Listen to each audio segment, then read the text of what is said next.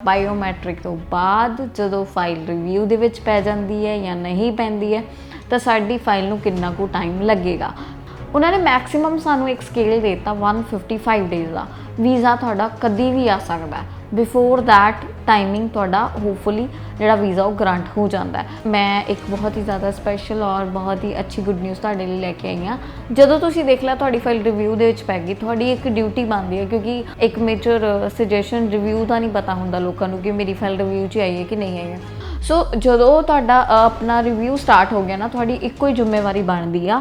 ਸਤਿ ਸ਼੍ਰੀ ਅਕਾਲ ਜੀ ਸਾਰਿਆਂ ਨੂੰ, ਮੈਂ ਜੋਤੀ ਵਰਦੀ ਪੈਰਾਮਾਊਂਟ ਸਰਵਿਸਿਜ਼ ਤੋਂ ਅੱਜ ਦੀ ਵੀਡੀਓ ਬਹੁਤ ਹੀ ਜ਼ਿਆਦਾ ਸਪੈਸ਼ਲ ਹੈ ਐਂਡ ਸਪੈਸ਼ਲ ਹੈ ਉਹਨਾਂ ਦੇ ਲਈ ਜਿਨ੍ਹਾਂ ਦਾ ਅਗੇਨ ਐਂਡ ਅਗੇਨ ਇੱਕੋ ਹੀ ਕੁਐਸਚਨ ਹੈਗਾ, ਬਾਇਓਮੈਟ੍ਰਿਕ ਤੋਂ ਬਾਅਦ ਜਦੋਂ ਫਾਈਲ ਰਿਵਿਊ ਦੇ ਵਿੱਚ ਪੈ ਜਾਂਦੀ ਹੈ ਜਾਂ ਨਹੀਂ ਪੈਂਦੀ ਹੈ ਤਾਂ ਸਾਡੀ ਫਾਈਲ ਨੂੰ ਕਿੰਨਾ ਕੁ ਟਾਈਮ ਲੱਗੇਗਾ।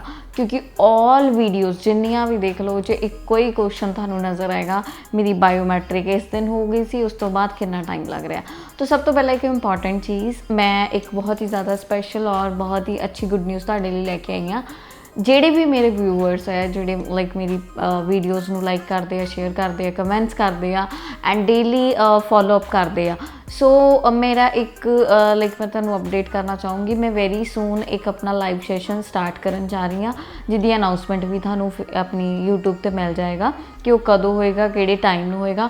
ਔਰ ਉਸ ਲਾਈਵ ਸ਼ੋਅ ਦੇ ਵਿੱਚ ਜਿਹੜਾ ਤੁਸੀਂ ਆਪਣੇ ਕੁਐਸਚਨਸ ਕੁਐਰੀਜ਼ ਜਿਹੜੇ ਆ ਉਹ ਮੈਂ ਸਾਈਡ ਬਾਏ ਸਾਈਡ ਬਿਲਕੁਲ ਆਨਸਰਸ ਦਊਂਗੀ।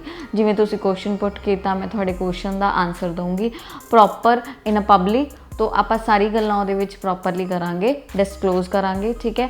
ਸੋ ਉਹਦੇ ਲਈ ਅਗਰ ਤੁਸੀਂ ਚਾਹੁੰਦੇ ਹੋ ਮੈਂ ਤੁਹਾਡੇ ਲਈ ਉਹ ਲਾਈਵ ਸੈਸ਼ਨ ਜਲਦ ਤੋਂ ਜਲਦ ਆਰਗੇਨਾਈਜ਼ ਕਰਾਂ ਤਾਂ please do comment on this video. ਤੁਸੀਂ ਇਸ ਵੀਡੀਓ ਦੇ ਵਿੱਚ ਮੈਨੂੰ ਦੱਸਣਾ ਹੈ ਕਿ ਤੁਸੀਂ ਚਾਹੁੰਦੇ ਆ ਤਾਂ ਯੈਸ ਲਿਖ ਕੇ ਤੁਸੀਂ ਕਮੈਂਟ ਕਰ ਦੇਣਾ ਆ। ਐਂਡ ਆਉਂਦੇ ਆਪਾਂ ਆਪਣੀ ਵੀਡੀਓ 'ਤੇ ਅਗੇਨ ਆਪਣੇ ਟੌਪਿਕ 'ਤੇ ਕਿ ਬਾਇਓਮੈਟ੍ਰਿਕ ਜਦੋਂ ਪਰਸਨ ਦੇ ਹੋ ਚੁੱਕੇ ਆ ਅਤੇ ਆਫਟਰਵਰਡ ਐਮਬੈਸੀ ਕਿੰਨਾ ਕੁ ਟਾਈਮ ਲੈਂਦੀ ਹੈ।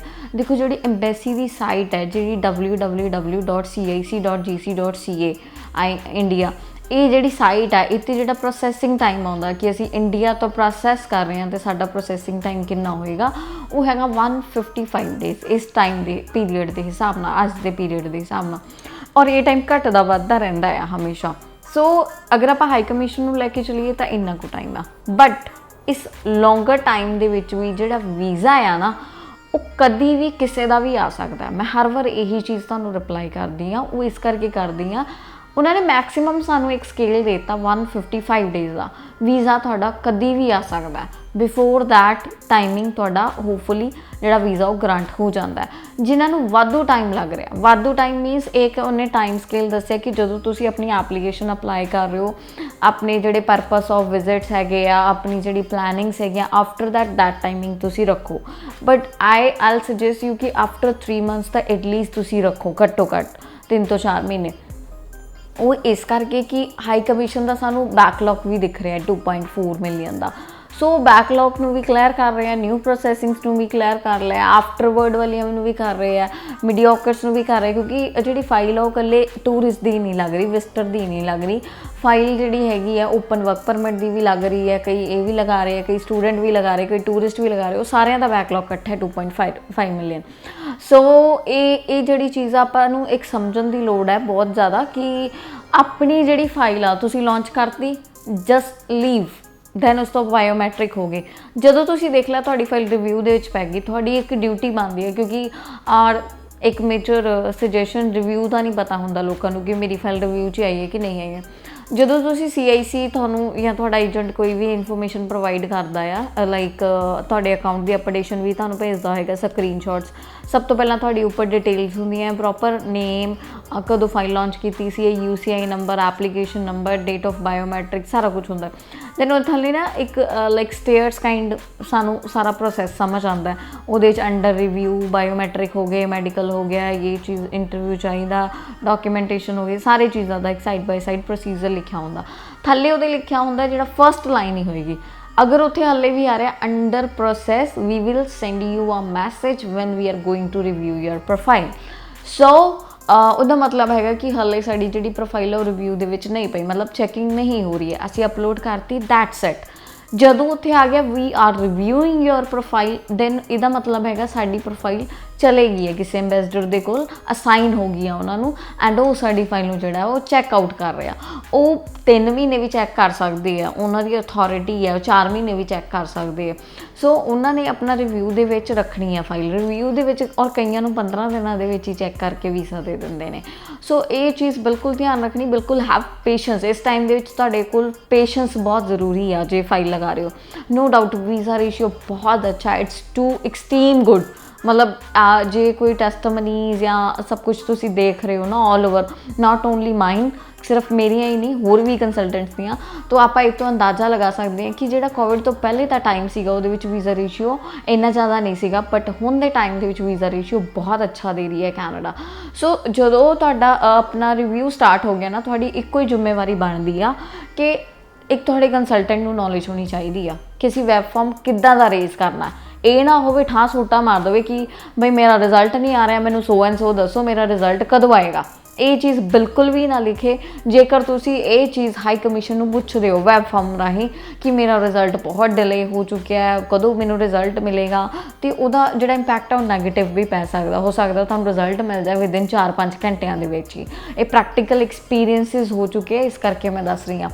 ਸੋ ਉਹਦੇ ਵਿੱਚ ਤੁਸੀਂ ਕੀ ਕਰਨਾ, ਤੁਹਾਡੀ ਜ਼ਿੰਮੇਵਾਰੀ ਇਹ ਹੈ। ਜੇਕਰ ਤੁਸੀਂ ਆਪਣਾ ਕੋਈ ਪਲਾਨ, ਆਪਣੀ ਕੋਈ ਸਪੋਂਸਰ, ਆਪਣਾ ਕੋਈ ਇੱਕ ਟ੍ਰਿਪ, ਆਪਣੀ ਕੋਈ ਬੁਕਿੰਗਸ ਤੁਸੀਂ ਇੱਕ ਪਰਟੀਕੂਲਰ ਡੇਟਸ ਦੀਆਂ ਕਰਾਈਆਂ ਹੁੰਦੀਆਂ ਕਿ ਮੇਰੀ ਇੰਨੇ ਤੋਂ ਇੰਨੇ, ਕਿਉਂਕਿ ਅੱਜ ਨਾ ਮੇਰੇ ਕੋਲ ਇੱਕ ਪ੍ਰੋਫਾਈਲ ਹੈ ਜਿਹੜੀ ਅਸੀਂ ਲਾਈਕ ਕਲਾਇੰਟ ਮੇਰੇ ਕੋਲ ਆਇਆ ਸੀਗਾ, ਲੋਕਲ ਹੀ ਸੀਗਾ, ਉਹ ਵੀ ਮੇਰੀ ਸਾਰੀ ਵੀਡੀਓਜ਼ ਦੇਖਦਾ।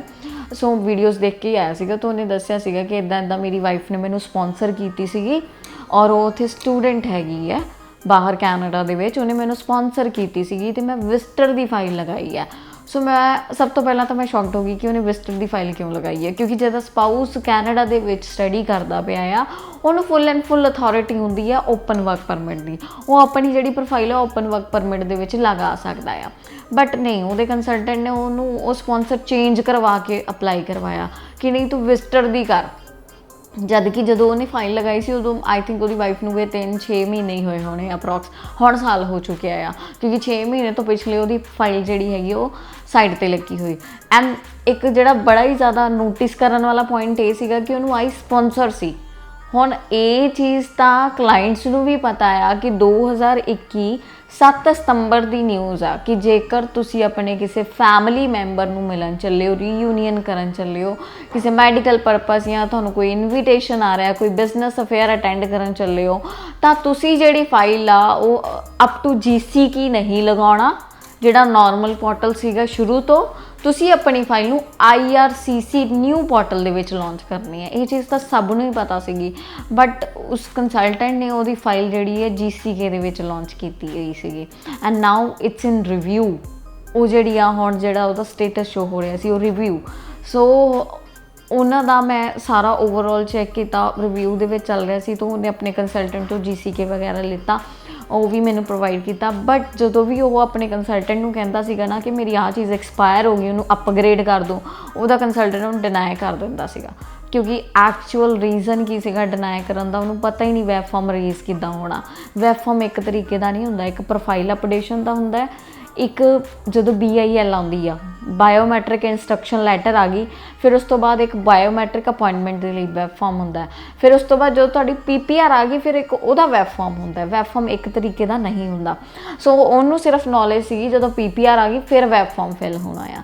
ਸੋ ਇਹ ਨੌਲੇਜ ਹੋਣੀ ਬੜੀ ਜ਼ਿਆਦਾ ਜ਼ਰੂਰੀ ਹੈਗੀ ਆ। ਔਰ ਜਦੋਂ ਤੁਸੀਂ ਵੈਬ ਫਾਰਮ ਰੇਜ਼ ਕਰਦੇ ਹੋ ਜਾਂ ਤੁਸੀਂ IRCC ਵੈਬ ਫਾਰਮ ਲਿਖ ਕੇ ਵੀ ਲਾਈਕ ਉੱਥੇ ਟਾਈਪ ਕਰਦੇ ਆ ਨਾ ਗੂਗਲ 'ਤੇ, ਤੁਹਾਡੇ ਕੋਲ ਖੁੱਲ੍ਹ ਜਾਣਾ, ਉਹ 'ਚ ਤੁਸੀਂ ਆਪ ਪੜ੍ਹ ਕੇ ਦੇਖਿਓ ਉਹਨੇ ਕਿਹਾ ਵਾ ਜੇਕਰ ਤੁਹਾਡੀਆਂ ਟਰੈਵਲ ਡੇਟਸ ਵੀ ਚੇਂਜ ਹੁੰਦੀਆਂ, ਤੁਹਾਡਾ ਪਲਾਨ ਐਕਸਪਾਇਰ ਹੁੰਦਾ, ਤੁਹਾਡੀ ਕੋਈ ਵੀ ਆਊਟਸੋਰਸਿਸ, ਇਨਕਮ ਸੋਰਸਿਸ, ਨੇਮ ਚੇਂਜ, ਡੈਥ, ਬਰਥ, ਮੈਰਿਜ, ਕੁਛ ਵੀ ਅਪਡੇਸ਼ਨਸ ਹੈਗੀਆਂ, ਅਤੇ ਤੁਸੀਂ IRCC ਨੂੰ ਇਨਫੋਰਮ ਕਰਨਾ। ਅਤੇ ਹੁਣ ਤਾਂ ਫਾਈਲ ਰਿਵਿਊ 'ਚ ਪੈ ਚੁੱਕੀ ਸੀਗੀ, ਅਤੇ ਉਹਨਾਂ ਦੇ ਟਾਈਮਿੰਗ ਜਿਹੜੀ ਮੈਂਸ਼ਨ ਕੀਤੀ ਸੀ ਉਹ ਅਪ੍ਰੈਲ ਦੀ ਮੈਂਸ਼ਨ ਕੀਤੀ ਹੋਈ ਸੀਗੀ।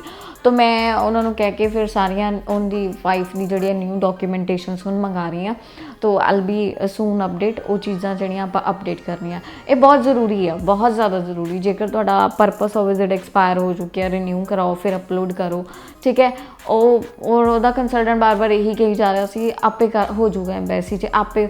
ਉਹ ਬਈ ਤੁਸੀਂ 22-23 ਦੇ ਰਿਟਰਨ ਭਰ ਚੁੱਕੇ ਹੋ, ਇਮੀਗ੍ਰੇਸ਼ਨ ਨੂੰ ਕੀ ਪਤਾ ਕੀ ਭਰਿਆ ਤੁਸੀਂ, 22-23 ਦੀ ਰਿਟਰਨ 'ਚ ਕੀ ਟੈਕਸ ਭਰਿਆ, ਨਿਲ ਦੀ ਭਰੀ ਹੈ, ਟੈਕਸੇਬਲ ਭਰੀ ਹੈ, ਇਹ ਚੀਜ਼ ਇਮੀਗ੍ਰੇਸ਼ਨ ਨੂੰ ਕਿੱਦਾਂ ਪਤਾ ਹੋਊਗੀ। ਐਂਡ ਇਮੀਗ੍ਰੇਸ਼ਨ ਤੁਹਾਡੀ ਇੱਕ ਫਾਈਲ ਦੀ ਕਿਉਂ ਇੰਨੀ ਹੈਡੇਕ ਲਏਗਾ। ਤੁਹਾਡੀ ਇੰਡੀਵਿਜੂਅਲ ਫਾਈਲ ਤੁਸੀਂ ਫਾਈਲ ਕੀਤੀ ਹੈ, ਉਸ ਫਾਈਲ ਦੀ ਜ਼ਿੰਮੇਵਾਰੀ ਤੁਹਾਡੀ ਬਣਦੀ ਆ ਕੰਸਲਟੈਂਟ ਤੇ ਕਲਾਇੰਟ ਦੀ। ਜੋ ਕੰਸਲਟੈਂਟ ਕਹਿੰਦਾ ਉਹਨੂੰ ਡਾਕੂਮੈਂਟੇਸ਼ਨ ਲਿਆ ਕੇ ਦੇਣ ਦੀ। ਔਰ ਕੰਸਲਟੈਂਟ ਦਾ ਪੜ੍ਹੇ ਲਿਖੇ ਹੋਣਾ ਬਹੁਤ ਜ਼ਿਆਦਾ ਜ਼ਰੂਰੀ ਆ। ਇਹ ਨਾ ਹੋਵੇ ਤੁਸੀਂ ਜਦ ਤੋਂ ਪ੍ਰੋਫਾਈਲ ਲਗਾ ਰਹੇ ਹੋ ਉਹਨੂੰ ਕੁਝ ਪਤਾ ਹੀ ਨਹੀਂ ਆ, ਕਿਉਂਕਿ ਇਹ ਪਲੇ ਹੋ ਜਾਂਦਾ। ਫਿਰ ਲਗਾਤੀ ਤੀਰ ਤੁੱਕਾ ਵੀਜ਼ਾ ਆ ਗਿਆ ਤਾਂ ਵੈਲ ਐਂਡ ਗੁੱਡ, ਅਸੀਂ ਬਹੁਤ ਐਕਸਪਰਟ ਆ। ਫਿਰ ਰਿਫਿਊਜ਼ਲ ਆ ਗਈ ਅਤੇ ਜੀ ਹਾਈ ਕਮਿਸ਼ਨ ਨੇ ਦੇਤੀ, ਉਹਦੀ ਗਲਤੀ ਹੈ। ਇੱਦਾਂ ਨਹੀਂ ਹੁੰਦਾ ਹੈਗਾ ਕਦੀ ਵੀ। ਫਾਈਲ ਨੂੰ ਐਪਰੋਪ੍ਰੀਏਟ ਤਰੀਕੇ ਨਾਲ ਲਾਉਣਾ ਤੁਹਾਡੀ ਜ਼ਿੰਮੇਵਾਰੀ ਬਣਦਾ ਹੈ। ਸੋ ਇਹ ਮੈਂ ਇਸ ਕਰਕੇ ਦੱਸਿਆ ਕਿ ਹੋ ਸਕਦਾ ਬਹੁਤਿਆਂ ਨਾਲ ਇੱਦਾਂ ਹੋਵੇ। ਸੋ ਬਾਇਓਮੈਟ੍ਰਿਕ ਤੋਂ ਬਾਅਦ ਮੇਰਾ ਆਨਸਰ ਸਟੇਟ ਫਾਰਵਰਡਲੀ ਇਹੀ ਰਹੂਗਾ ਹਮੇਸ਼ਾ ਕਿ ਮਤਲਬ ਤੁਸੀਂ ਜਿੰਨੇ ਵੀ ਕਮੈਂਟਸ ਕੀਤੇ ਹੋਏ ਆ ਬਾਇਓਮੈਟ੍ਰਿਕ ਹੋ ਗਏ ਆ, ਇੰਨਾ ਟਾਈਮ, ਸੋ ਆਪਣੀ ਫਾਈਲ ਚੈੱਕ ਕਰੋ, ਉਹਦਾ ਸਟੇਟਸ ਕੀ ਆ। ਉਹ ਅੰਡਰ ਰਿਵਿਊ ਚੱਲ ਰਹੀ ਆ, ਅੰਡਰ ਪ੍ਰੋਸੈਸ ਚੱਲ ਰਹੀ ਆ, ਫਿਰ ਉਹਦੇ ਹਿਸਾਬ ਨਾਲ ਅਪਗ੍ਰੇਡ। ਅਗਰ ਤੋਂ ਅੰਡਰ ਪ੍ਰੋਸੈਸ ਚੱਲ ਰਹੀ ਹੈ ਇਟ ਮੀਨਸ ਉਹ ਹਾਲੇ ਤੱਕ ਚੈੱਕਆਊਟ ਹੋਣੀ ਨਹੀਂ ਗਈ, ਠੀਕ ਹੈ। ਤਾਂ ਵੀ ਜੇਕਰ ਤੁਹਾਡੀ like purpose of visit expire ਹੋ ਗਿਆ, ਕੋਈ ਸਪੋਂਸਰ ICU ਐਕਸਪਾਇਰ ਹੋ ਗਈ ਆ, ਉੱਥੇ ਡੇਟਾ ਹੋਰ ਸੀਗੀਆਂ ਪਰ ਤੁਹਾਡਾ ਵੀਜ਼ਾ ਲੰਘ ਗਿਆ, ਤਾਂ ਨਵੀਆਂ ਮੰਗਾ ਕੇ ਜ਼ਰੂਰ ਅਪਗ੍ਰੇਡ ਕਰੋ। ਔਰ ਜੇਕਰ ਤੁਸੀਂ ਬੁਕਿੰਗਸ 'ਤੇ ਅਪਲਾਈ ਕੀਤਾ ਕਿਸੇ ਤਰੀਕੇ ਦੀ, ਤਾਂ ਬੁਕਿੰਗਸ ਵੀ ਰੀਨਿਊ ਕਰਾ ਕੇ ਜ਼ਰੂਰ ਅਪਗ੍ਰੇਡ ਕਰੋ, ਕਿਉਂਕਿ ਜ਼ਰੂਰੀ ਆ। ਤੁਸੀਂ ਉਹ 'ਚ ਆਹ ਚੀਜ਼ ਨਹੀਂ ਮੈਂਸ਼ਨ ਕਰਨੀ ਰਿਜ਼ਲਟ ਕਦੋਂ ਮਿਲੂਗਾ। ਜੇ ਤੁਸੀਂ ਹਾਈ ਕਮਿਸ਼ਨ ਨੂੰ ਸਟੇਟ ਫਾਰਵਰਡਲੀ ਆਹ ਚੀਜ਼ ਪੁੱਛੋਗੇ, ਹੋ ਸਕਦਾ ਰਿਜ਼ਲਟ ਸ਼ਾਮ ਨੂੰ ਹੀ ਆ ਜਾਵੇ ਜਿਸ ਦਿਨ ਤੁਸੀਂ ਅਪਲੋਡ ਕਰੋਗੇ। ਸੋ ਇਹਨਾਂ ਚੀਜ਼ਾਂ ਦਾ ਧਿਆਨ ਰੱਖਣਾ ਬਹੁਤ, ਮਤਲਬ ਰਿਸਪੈਕਟਲੀ ਉਹ ਫਾਰਮ ਨੂੰ ਜਨਰੇਟ ਕਰਨਾ ਆ। ਆਪਾਂ ਮਤਲਬ ਇਹ ਨਾ ਹੋਵੇ ਅਸੀਂ 7-8 ਮਹੀਨੇ ਹੋ ਗਏ ਫਾਈਲ ਲੱਗੇ ਨੂੰ, ਸਾਨੂੰ ਗੁੱਸਾ ਹੀ ਇੰਨਾ ਜ਼ਿਆਦਾ ਹੈ ਕਿ ਅਸੀਂ ਵੈਬ ਫਾਰਮ ਜਿਹੜਾ ਗੁੱਸੇ ਦੇ ਵਿੱਚ ਹੀ ਰੇਸ ਕੀਤਾ। ਇੱਦਾਂ ਦਾ ਬਿਲਕੁਲ ਨਹੀਂ ਕਰਨਾ। Have patience. ਇਸ ਟਾਈਮ ਦੇ ਵਿੱਚ ਕਈਆਂ ਦੇ ਵੀਜ਼ੇ ਸਾਲ ਬਾਅਦ ਵੀ ਆਏ ਨੇ, ਬਟ ਸਾਲ ਬਾਅਦ ਵੀਜ਼ਾ ਆਉਣਾ, 1.5 ਸਾਲ ਬਾਅਦ ਵੀਜ਼ਾ ਆਉਣਾ ਬਹੁਤ ਵੱਡੀ ਗੱਲ ਹੈ, ਕਿਉਂਕਿ ਉਹ ਐਕਸਪਾਇਰ ਹੋ ਸਕਦਾ ਸੀਗਾ, ਉਹ ਰਿਫਿਊਜ਼ ਹੋ ਸਕਦਾ ਸੀਗਾ ਵੀਜ਼ਾ, ਕਿਉਂਕਿ ਉਹਦਾ ਸਾਰਾ ਕੁਛ ਤਾਂ ਐਕਸਪਾਇਰਡ ਸੀਗਾ। ਸੋ ਜੇ ਕੋਈ ਕੰਸਲਟੈਂਟ ਅਪਗ੍ਰੇਡ ਕਰ ਰਿਹਾ ਤਾਂ ਉਹਦੇ ਵੀਜ਼ਾਸ ਤੁਹਾਨੂੰ ਟਾਈਮ ਬਾਅਦ ਵੀ ਮਿਲਣਗੇ। ਸੋ ਇਹਨਾਂ ਚੀਜ਼ਾਂ ਦਾ ਬਹੁਤ ਪੀਕ 'ਤੇ ਪਲੀਜ਼ ਤੁਸੀਂ ਧਿਆਨ ਦਿਆ ਕਰੋ ਕਿ ਆਫਟਰ ਬਾਇਓਮੈਟ੍ਰਿਕ ਕੁਛ ਵੀ ਟਾਈਮ ਲੱਗ ਸਕਦਾ। 3 ਮਹੀਨਿਆਂ 'ਚ ਵੀ ਆ ਸਕਦਾ, 2 'ਚ ਵੀ ਆ ਸਕਦਾ, 15 ਦਿਨਾਂ 'ਚ ਵੀ ਆ ਸਕਦਾ, ਅਪ ਟੂ ਕਿ ਜਿਹਦੇ ਕੋਲ ਤੁਹਾਡੀ ਫਾਈਲ ਅਸਾਈਨਡ ਹੋਈ ਉਹਦੇ ਕੋਲ ਕਿੰਨੀਆਂ ਕੋ ਐਪਲੀਕੇਸ਼ਨਸ ਹੈਗੀਆਂ। So thank you so much. ਮੇਰੀ ਆਲ ਵੀਡੀਓਜ਼ ਨੂੰ ਬਹੁਤ ਜ਼ਿਆਦਾ ਪਿਆਰ ਦਿੰਦੇ ਹੋ। ਮੈਂ ਹੋਪਫੁਲੀ ਤੁਹਾਨੂੰ ਕਮੈਂਟ 'ਚ ਆਨਸਰ ਮਿਲ ਜਾਂਦਾ ਹੋਏਗਾ ਸਾਰਾ। And I hope this video ਨੂੰ ਵੀ ਕਾਫੀ ਤੁਸੀਂ ਐਪਰੀਸ਼ੀਏਟ ਕਰੋਗੇ।